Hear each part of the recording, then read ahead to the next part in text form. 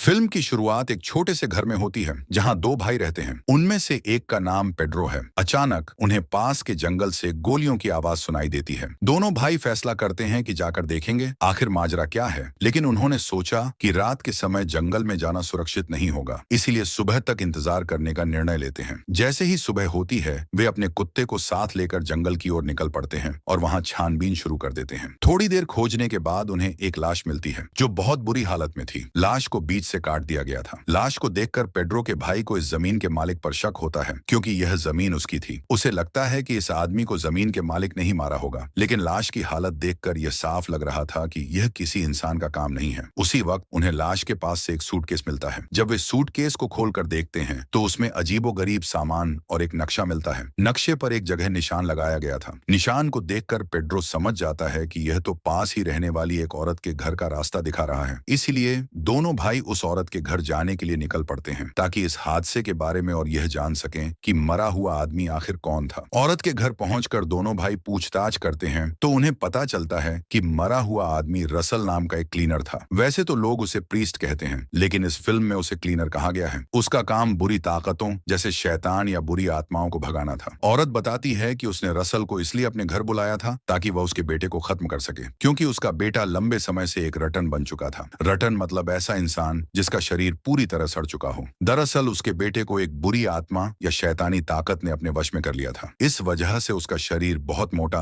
और खराब हो गया था। ऐसा शरीर सिर्फ बिस्तर पर पड़ा रहता है, उसमें से बदबूदार पस निकलती रहती है और वह कोई काम करने लायक नहीं रहता। औरत बताती है कि जब कोई इंसान शैतान के काबू में आ जाता है तो वह पूरी तरह बेकार हो जाता है। शैतान उस इंसान का इस्तेमाल तब तक करता है जब तक कोई क्लीनर या कोई और उसे मार न दे। अगर कोई दूसरा इंसान रटन को मारता है तो उस पर कब्जा करने वाली बुरी आत्मा उस मारने वाले इंसान को और उसके परिवार या आसपास के लोगों को भी अपने काबू में ले लेती है। यह सुनकर पेड्रो गुस्से में रटन की मां से पूछता है, तुमने इस बारे में पहले किसी को क्यों नहीं बताया? जवाब में औरत कहती है, मैंने 1 साल पहले ही इसकी खबर चर्च को दे दी थी। तब से हम मदद का इंतजार कर रहे हैं, लेकिन किसी ने हमारी मदद नहीं की। इसके बाद भी पेड्रो उस औरत और उसकी दूसरी बेटी पर गुस्सा करता है, लेकिन सच्चाई यह थी कि पेड्रो और उसका भाई खुद भी कुछ नहीं कर सकते थे। इसलिए दोनों भाई पुलिस को इस बारे में बताने के लिए पुलिस स्टेशन चले जाते हैं। पुलिस स्टेशन पहुंचने के बाद उल्टा पुलिस पेड्रो और उसके भाई से ही सवाल जवाब करने लगती है। बातों बातों में पेड्रो का एक पुलिस ऑफिसर से झगड़ा हो जाता है। तब उसका भाई उसे रोकता है। पुलिस वाले कहते हैं, हम अभी आपकी कोई मदद नहीं कर सकते। पहले हमें हेल्थ डिपार्टमेंट से यह कंफर्म करना होगा कि वह सच में रटन है या फिर किसी बीमारी की वजह से उसका यह हाल हुआ। इसके अलावा क्लीनर को किसने मारा यह भी तभी पता चलेगा। उससे पहले हम कुछ नहीं कर सकते। दोनों भाई पुलिस को जमीन के मालिक का नाम बताते हैं, क्योंकि क्लीनर की लाश उसी की जमीन पर मिली थी। साथ ही रटन का घर भी उसकी जमीन पर था, लेकिन पुलिस उनकी मदद करने को तैयार नहीं थी। मायूस होकर दोनों भाई खुद ही जमीन के मालिक से मिलने जाते हैं और उसे रोटन और क्लीनर की लाश के बारे में बताते हैं। यहाँ जमीन के मालिक से बात करने पर पता चलता है कि हर कोई उस पर शक क्यों करता है। असल में रोटन और उसकी फैमिली जबरदस्ती जमीन के मालिक की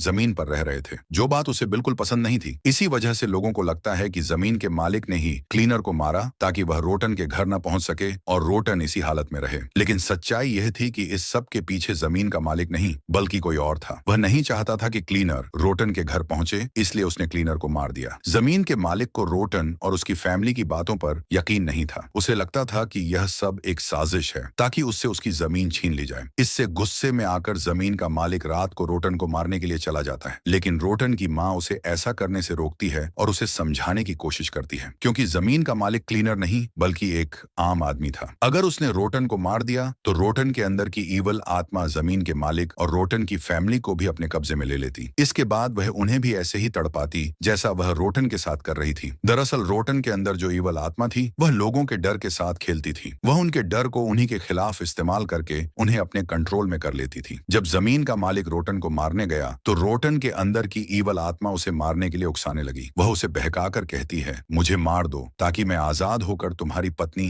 जो प्रेग्नेंट है और बाकी सबको मार सकूं और उन्हें भी अपने कब्जे में ले सकूं। यह सुनकर जमीन का मालिक गुस्से और डर से भर जाता है, लेकिन बड़ी मुश्किल से खुद को कंट्रोल करता है। वह रोटन को कुछ नहीं करता और बाहर आकर अपनी गाड़ी में बैठ जाता है। सुबह जमीन के मालिक की माँ पेड्रो और उसके भाई को लेकर रोटन के घर आ गई, लेकिन जमीन का मालिक यह ठान चुका था कि वह रोटन के शरीर को यहाँ से कहीं दूर ले जाएगा। इसके लिए उसने पेड्रो और उसके भाई से मदद मांगी और वे दोनों उसकी मदद करने के लिए तैयार हो गए। अब तीनों मिलकर किसी तरह रोटन के शरीर को ट्रक में रखते हैं और उसे ठिकाने लगाने के लिए निकल पड़ते हैं। काफी दूर चलने के बाद जब वे रोटन को फेंकने के लिए ट्रक से नीचे उतरते हैं और ट्रक चेक करते हैं तो उनके होश उड़ जाते हैं। ट्रक के अंदर रोटन का शरीर था ही नहीं। उन्हें तुरंत याद आता है कि रास्ते में एक बच्चा सड़क पर आ गया था। उसे बचाने के लिए उन्होंने अचानक जोर से ब्रेक लगाई थी, तभी रोटन का शरीर ट्रक से गिर गया होगा। जमीन का मालिक सिर्फ यही चाहता था कि रोटन के जिस्म को ठिकाने लगाया जाए। जैसे तैसे वह काम पूरा हो गया और उसके बाद वे तीनों अपने अपने घर वापस लौट आते हैं। अगली सुबह जमीन के मालिक की पत्नी अपनी बकरियों को देखकर जोर जोर से चिल्लाने लगती है। उसकी आवाज सुनकर वह तुरंत बाहर आता है। उसकी पत्नी बकरियों की तरफ इशारा करती है और उसे एक अजीब बकरी दिखाती है जो अजीबोगरीब हरकतें कर रही थी। जमीन का मालिक भी बकरी को देखता है और नोटिस करता है कि वह बकरी कुछ अजीब तरह से बर्ताव कर रही है, जैसे उसे शैतान ने अपने वश में कर लिया हो। ये देखकर जमीन का मालिक बकरी पर अपनी गन तान देता है। बकरी के हाव भाव से ऐसा लग रहा था जैसे उसके अंदर का ईवल कह रहा हो, मुझे मार दो ताकि मैं तुम्हारी फैमिली को खत्म कर सकूं। इस बार जमीन का मालिक अपने गुस्से पर काबू नहीं कर पाता और वह वही करता है जो उसे नहीं करना चाहिए था। वह बकरी को सचमुच शूट करके मार देता है। उसने वही किया जो ईवल चाहता था। अब ईवल उस बकरी के जिस्म से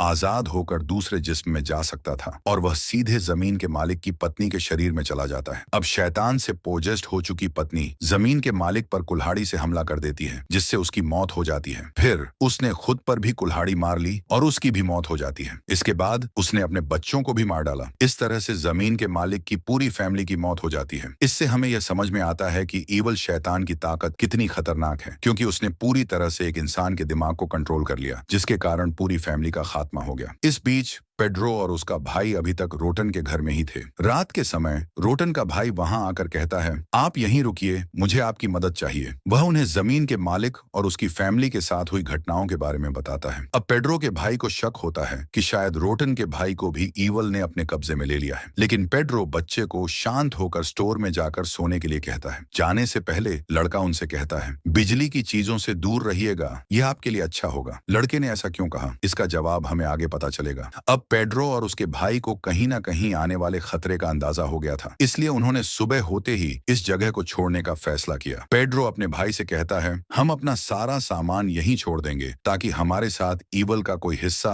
या असर उस जगह तक ना पहुंचे जहां हम जा रहे हैं। अगली सुबह पेड्रो अपनी एक्स वाइफ के घर पहुंचता है। वह अपने पुराने कपड़ों को आग लगाकर जला देता है, लेकिन उसकी एक्स वाइफ गुस्से में उससे लड़ने लगती है। वह कहती है, अब तुम मेरी जिंदगी क्यों बर्बाद करने आ गए हो। इसी बीच पेड्रो की एक्स वाइफ की बेटी पर उनका डॉग हमला करता है और उसे अपने साथ बाहर खींच कर ले जाता है। असल में हुआ यह था कि पेड्रो के कपड़े जलने से पहले डॉग ने उन पर मुंह मारा था। इस वजह से ईवल डॉग को पोजेस कर लेता है और अब वह पूरी तरह से उसके कंट्रोल में आ जाता है। अब पेड्रो की एक्स वाइफ का हस्बैंड अपनी बेटी और डॉग को ढूंढने के लिए बाहर चला जाता है। जाते समय पेड्रो उससे कहता है, कुछ भी हो जाए लेकिन डॉग को शूट मत करना। लेकिन ऐसी स्थिति में इंसान का दिमाग कहाँ काम करता है। जब पेड्रो बाहर गया तो उसने देखा कि उसकी एक्स वाइफ के हस्बैंड ने डॉग को शूट करके मार दिया था। यह देखकर पेड्रो अंदर ही अंदर परेशान हो गया। उसने वही कर दिया था जो उसे नहीं करना चाहिए था। फिर जब पेड्रो घर लौटा तो वह हैरान और परेशान हो गया। उसकी एक्स वाइफ की बेटी सही सलामत घर वापस आ चुकी थी। बच्ची को जिंदा और सुरक्षित देखकर उसकी माँ बहुत खुश हो गई, लेकिन यहीं पर बच्ची ने एक अजीब बात कही। उसने कहा, अभी पापा गाड़ी से आकर आपको मार देंगे। ये सुनकर पेड्रो काफी घबरा गया। वह तुरंत गैराज से गाड़ी निकालता है और अपने दोनों बेटों को गाड़ी में बिठा लेता है। वह वहां से निकलने ही वाला था कि तभी उसने देखा कि उसकी एक्स वाइफ का हस्बैंड गाड़ी लेकर आया और अपनी ही वाइफ को टक्कर मार दी। ऐसा लग रहा था कि वह मर गई है, लेकिन यह देखकर पेड्रो की एक्स वाइफ की बेटी घबराई नहीं, बल्कि जोर जोर से हंसने लगी। दरअसल बच्ची को भी ईवल ने पोजेस कर लिया था। फिर ईवल ने उसके डैड को भी पोजेस कर लिया और उसने अपनी ही वाइफ को मार डाला। यह सब देखकर पेड्रो डर गया और अपने बेटों को लेकर तुरंत वहां से निकल गया। वह अपनी माँ के घर पहुंचा जहां उसका भाई पहले से ही मौजूद था। अब पेड्रो अपनी माँ और भाई को भी गाड़ी में बिठाता है और वे सब टाउन से निकलने के लिए रवाना हो जाते हैं। रास्ते में पेड्रो का बेटा अपनी दादी से कहता है, हमें पजेशन और पोजेस होने के बारे में बताएं। तब दादी कहती हैं, पजेशन और पोजेस्ड हुए जिस्म से बचने के 7 असूल हैं। पहला असूल, आपको बिजली से जुड़ी चीजों से दूर रहना है। यही बात रोटन के भाई ने भी कही थी। इसकी वजह यह है कि बिजली की चीजें ईवल को और ताकतवर बना देती हैं। दूसरा असूल, जानवरों से दूर रहना चाहिए क्योंकि ईवल जानवरों को भी पोजेस कर सकता है। तीसरा असूल, पोजेस हुए इंसान की किसी भी चीज को इस्तेमाल नहीं करना चाहिए, खासकर वह चीज जो उसे सबसे ज्यादा प्यारी हो। चौथा, असूल, उन्हें दुख या तकलीफ नहीं पहुंचानी चाहिए क्योंकि इससे ईवल और गुस्से में आ सकता है। पांचवा असूल, शैतान या ईवल को कभी उनके असली नाम से मत पुकारो क्योंकि ऐसा करने से उनकी ताकत बढ़ जाती है। छठा असूल, पोजेस इंसान को कभी भी गन से मत मारो क्योंकि ऐसा करने से ईवल और भी खतरनाक हो सकता है। सातवां और आखिरी असूल, किसी भी चीज से डरना नहीं चाहिए, हर हाल में बहादुरी दिखानी है, यहाँ तक कि मौत से भी डरना नहीं चाहिए। तभी पेड्रो का दूसरा बेटा, जिसे एक ऐसी बीमारी थी कि वह किसी भी बात का जवाब नहीं दे सकता था, अचानक बोलने लगा, लेकिन उसने जो बोला वह ईवल का नाम था। यह सुनकर सभी लोग घबरा गए। उसी समय पेड्रो के फोन पर उसकी एक्स वाइफ की कॉल आई। फोन पेड्रो की माँ के हाथ में था। कॉल देखकर सभी लोग दंग रह गए क्योंकि जिस तरह से गाड़ी ने उसे टक्कर मारी थी, किसी का बचना नामुमकिन था। पेड्रो ने खुद देखा था कि वह मारी गई है, लेकिन फिर भी उसने कॉल उठाई। कॉल पर उसकी एक्स वाइफ पेड्रो को गालियां देने लगी और कहा, मैं अपने दोनों बच्चों को लेने जरूर आऊंगी। ये सुनकर पेड्रो बहुत परेशान हो गया। वह इन सभी घटनाओं के लिए खुद को जिम्मेदार मानने लगा और इन अजीबोगरीब घटनाओं से पूरी तरह तंग आ चुका था। तब पेड्रो का भाई उसे समझाते हुए शांत करता है। अब ये लोग टाउन से तो निकल चुके थे, लेकिन उनके पास कोई ऐसी जगह नहीं थी जहां वे जा सकें। पेड्रो का भाई उसे बताता है, यहाँ से थोड़ी दूरी पर मिर्था नाम की एक औरत रहती है जिसे मैं जानता हूँ, हम वहां चल सकते हैं। वह हमारी रहने में भी मदद करेगी और अगर जरूरत पड़ी तो पैसे भी दे देगी क्योंकि वह बहुत भली औरत है। ये सुनकर वे सभी मिर्था के घर पहुंच जाते हैं। मिर्था एक क्लीनर भी रह चुकी थी और आज भी वह अपनी जिंदगी में आत्माओं से जुड़े सभी नियमों को मानती थी। मिर्था इन लोगों को अपने घर में रुकने की इजाजत दे देती है। पेड्रो का भाई मिर्था को सारी बातें बता देता है कि अब तक उनके साथ क्या क्या हो चुका है। इसी बीच हम देखते हैं कि पेड्रो और उसका भाई आपस में बात करते हैं। उनकी बातचीत से यह अंदाजा होता है कि दोनों भाइयों में गहरा प्यार है। अब आधी रात को पेड्रो की एक्स वाइफ वहां आ जाती है। वह पेड्रो के छोटे बेटे को लेकर बालकनी से कूद जाती है। पेड्रो ने उसे देख लिया था, लेकिन उसे रोकने से पहले ही वह कूद चुकी थी। जब नीचे जाकर चेक किया गया तो वह और उसका बेटा दोनों गायब थे। यह देखकर पेड्रो को अपने छोटे बेटे की बहुत चिंता होने लगती है। मिर्था, जो क्लीनर होने के कारण ईवल या पोजेस्ट को देख सकती थी, पेड्रो के बड़े बेटे को देखकर समझ जाती है कि वह भी पोस्टेड हो चुका है। मिर्था बताती है, ईवल इसके जिस्म में घुस गया है, लेकिन क्योंकि यह बच्चा चुप रहता है और बोलता नहीं, इसलिए ईवल अभी तक इसके दिमाग को पूरी तरह कंट्रोल नहीं कर पाया है। इसी वजह से ईवल फिलहाल इसके अंदर कैद है। इसके बाद मिर्था अपने सारे क्लीनिंग के सामान को इकट्ठा करती है, जिसमें हथियार और जरूरी चीजें होती हैं। वह कहती है, हमें रोटन को खत्म करना ही होगा। इस पर पेड्रो का भाई कहता है, मेरे हिसाब से रोटन अब तक खत्म हो चुका होगा, तभी तो इतनी ज्यादा पोजीशन हो रही है। एक के बाद एक ईवल सबको पोजेस कर रहा है। मिर्था उसे समझाते हुए कहती है, नहीं, ये जानकारी गलत है, ये चीजें ऐसे काम नहीं करती। ये सारी पोजीशन असल में ईवल के पूरी तरह पैदा होने के लिए हो रही है। तब पेड्रो का भाई बताता है, हमने रोटन को कहीं और छोड़ दिया था। मिर्था गुस्से में कहती है, ये तो सबसे बड़ी गलती थी, ऐसा तुम्हें बिल्कुल नहीं करना चाहिए था। तब पेड्रो कहता है, हम कुछ नहीं कर सकते थे क्योंकि ऐसा करने के लिए हमें जमीन के मालिक ने मजबूर किया था। अब पेड्रो का भाई पेड्रो की एक्स वाइफ और बेटे को ढूंढने निकलता है, जबकि पेड्रो और मिर्था रोटन को ढूंढने के लिए रवाना हो जाते हैं। उनका यह सफर बहुत मुश्किल होने वाला था क्योंकि ईवल की पोजीशन पूरे टाउन में फैल चुकी थी। इसके साथ ही उन्हें मिर्था के बताए 7 नियमों का पालन भी करना था। रास्ते में मिर्था पेड्रो को बताती है, हम जिस भी चीज से डरेंगे, ईवल उसी चीज का इस्तेमाल हमारे खिलाफ करेगा और हमें उसी चीज का सामना करना पड़ेगा। इसीलिए तुम्हारी एक्स वाइफ तुम्हारे बेटे को उठा ले गई क्योंकि तुम उसी की वजह से डर रहे हो। रास्ते में मिर्था पेड्रो को अपनी कहानी भी सुनाती है। वह बताती है, मेरे पति एक लालची इंसान थे। वे चर्च के नाम पर लोगों को धोखा दिया करते थे। वे एक्टर्स को हायर करके उनसे रोटन और ईवल की एक्टिंग करवाते थे, लेकिन एक दिन असली पोजीशन वहां आ गया। उसके बाद से वे बदल गए और उन्होंने क्लीनिंग शुरू कर दी क्योंकि तब उन्हें समझ आया कि रोटन और ईवल असली होते हैं और उनसे डरना लाजमी है। फिर मिर्था पेड्रो को बताती है, एक दिन मेरे पति क्लीनिंग करने गए लेकिन वापस कभी नहीं आए। और हाँ, आप ईवल या पोजेस्ट इंसान से दूर जा सकते हैं, इतना दूर कि आपको खुद भी ना पता चले कि आप कहां जा रहे हैं, जैसे मैंने किया। मैंने सब कुछ छोड़कर अकेले रहना शुरू कर दिया। दूसरी तरफ हम देखते हैं कि ईवल ने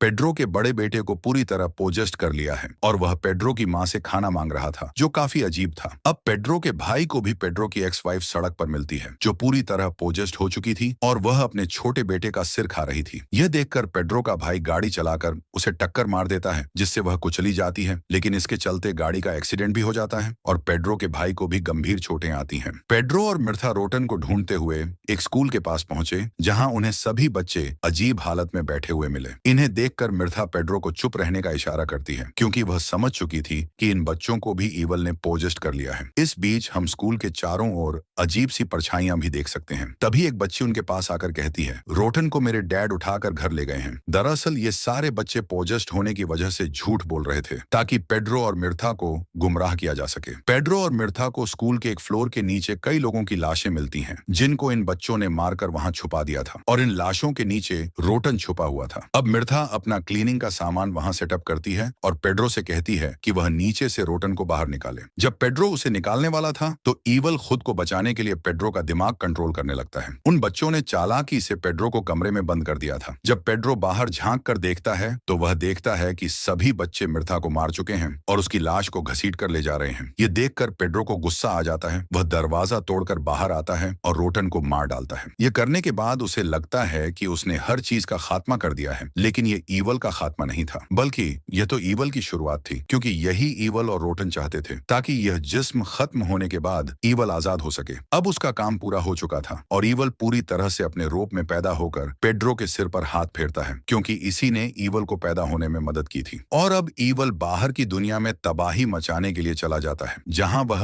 और भी लोगों को पोजेस्ट कर देगा और पेड्रो घर वापस आ जाता है, जहां दोनों भाई एक दूसरे के गले से लगकर दुख से रोने लगते हैं, क्योंकि वे समझ गए थे कि हमने हालांकि बहुत कोशिश की लेकिन हम कुछ भी नहीं कर सकते। अब कहें तो उन्होंने अपनी हार पूरी तरह कबूल कर ली थी। अब अगर वे इस जगह को छोड़कर जाए भी तो कोई फायदा नहीं होगा, क्योंकि अब यह पोजेस्ट पूरे टाउन से फैलते हुए शहर में भी फैल जाएगा, जो तेजी से संक्रमण की तरह फैलने वाला था, जिससे वे छुटकारा भी नहीं पा सकते थे। तभी उन्हें याद आया कि हमने रोटन के छोटे भाई को स्टोर में छुपाया था। पेड्रो उससे बात करता है। तब वह बताता है कि एक आवाज ने मुझे कहा था कि मैं उस क्लीनर को मारकर खा जाऊं। मतलब जिस आदमी की लाश इनको मिली थी उसे रोटन के छोटे भाई ने मारा था। फिर वह कहता है, ऐसा मैंने अपनी माँ के साथ भी किया था, उन्हें भी मारकर मैंने खा लिया। पेड्रो अपने बेटे को आइसक्रीम खाने के लिए देता है और नहाने चला जाता है। जब वह नहाता है तो वह हैरान हो जाता है, क्योंकि उसके माथे पर जो निशान ईवल ने दिया था वह बिल्कुल भी नहीं जा रहा था, यानी वह निशान स्थिर हो गया था। पेड्रो के बेटे को खांसी आने लगती है और उसके मुंह से पानी और खून बहने लगता है। पेड्रो उसे साफ करने लगता है, लेकिन तभी वह देखता है कि उसके मुंह से उसकी माँ के बाल और लॉकेट निकल रहे हैं। यह देखकर वह डर जाता है, क्योंकि उसे समझ में आ जाता है कि पोजेस्ड हालत में उसके बेटे ने अपनी दादी को मारकर खा लिया था। यह देख पेड्रो का होश उड़ जाता है। वह खुद को संभालते हुए बाहर आता है और इस सब को लेकर बहुत दुखी हो जाता है। मैं आपको बता देता हूँ कि असल में यह ईवल करता क्या है। वह किसी एक जिस्म को पोंछ करके उसके अंदर पनाह ले लेता है और टाउन या शहर के लोगों को तब तक मारता रहता है जब तक कोई दूसरा आकर उसके इस पुराने जिस्म को खत्म नहीं कर देता जिसमें वह मौजूद होता है। फिर वह किसी और जिस्म को पोंछ करके उसके अंदर आ जाता है और फिर से लोगों को मारने का सिलसिला शुरू कर देता है। उसने यह इसीलिए किया ताकि मरे हुए लोगों से वह ताकत ले सके और इतना ताकतवर बन जाए कि वह पैदा होकर सबसे ज्यादा